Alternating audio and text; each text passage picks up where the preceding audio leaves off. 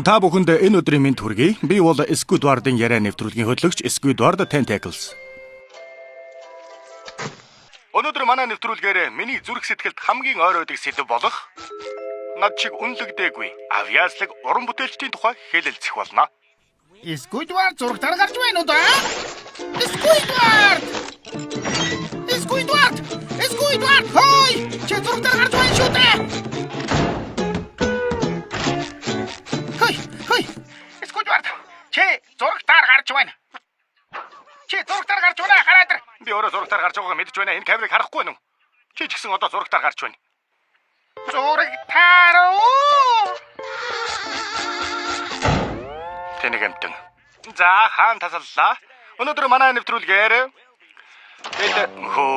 Би Сквидвардыг зургатаар гарч байна гэж хэлэхээр гүйж ирсэн чинь Сквидвард намайг зургатаар гарч байна гэсэн. Одоо бүр чи гэсэн зургатаар гарч байна. би зургатаар гарч байна гинэ.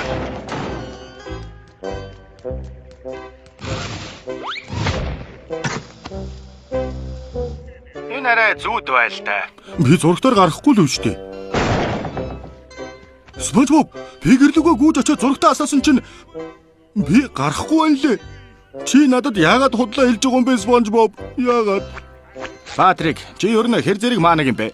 Янз л дөө. Зургатаар гарахын тулд чи заавал энэ камерны урд байх ёстой байхгүй юу та? Ойлголоо. Сайн уу зургат үзэж байгаа хүмүүс? Миний ам зургатаар гарч байна. Ямар цаваа юм бэ?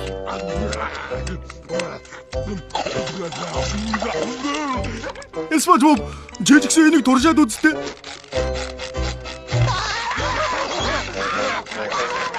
Патрик, SpongeBob, миний камернаас холдцгоо.